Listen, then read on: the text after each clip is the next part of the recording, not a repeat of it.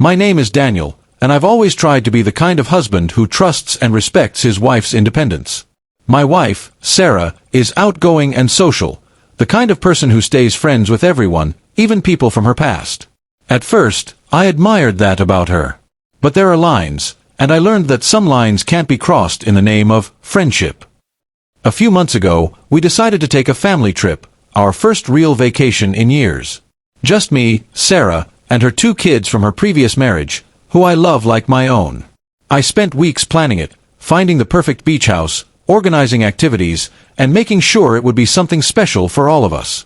One evening, while we were sitting on the couch, Sarah casually said, "Hey, I was thinking, maybe we should invite Mark and Liam." I paused mid-sip of my coffee.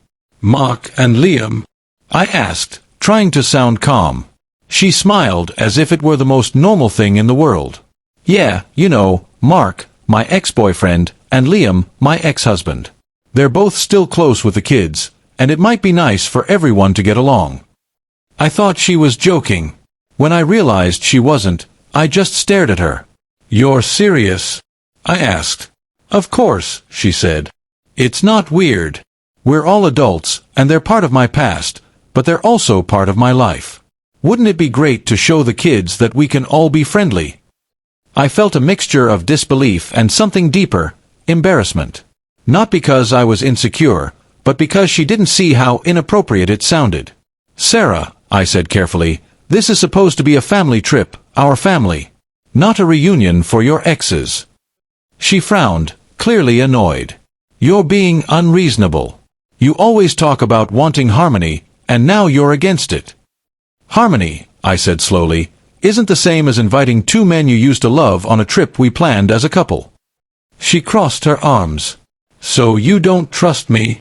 That question, the one that turns reason into accusation, hung heavy in the air. "This isn't about trust," I said.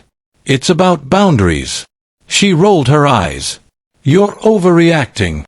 I didn't say anything else. I just got up and walked to the kitchen, trying to calm down. Later that night, after the kids went to bed, she came in and said, "You know, I think it's sad that you're so threatened by my past." I turned to her. "And I think it's sad that you can't see how disrespectful this is to the present." She didn't respond. We slept in silence that night. The next morning, I woke up early, packed my things for work, and left without another word. I needed space. The rest of the week was tense. She barely spoke to me, and I kept wondering if I was being too harsh. But every time I pictured that trip, me sitting on the beach next to her ex-husband and ex-boyfriend while pretending everything was fine, I knew I'd made the right call. The following weekend, she brought it up again. "So," she said, arms folded, "are we still going on the trip?" I looked at her calmly.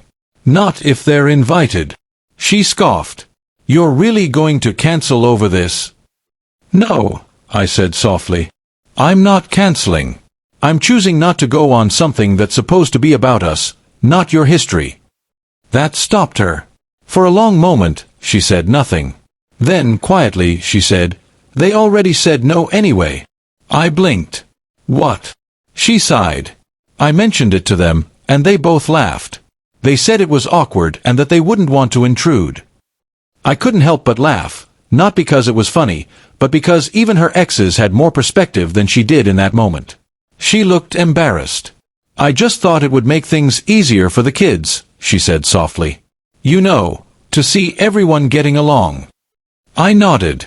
"That's a good goal, Sarah. But there's a difference between peace and confusion. Kids don't need all their parents in one place to feel loved. They just need stability."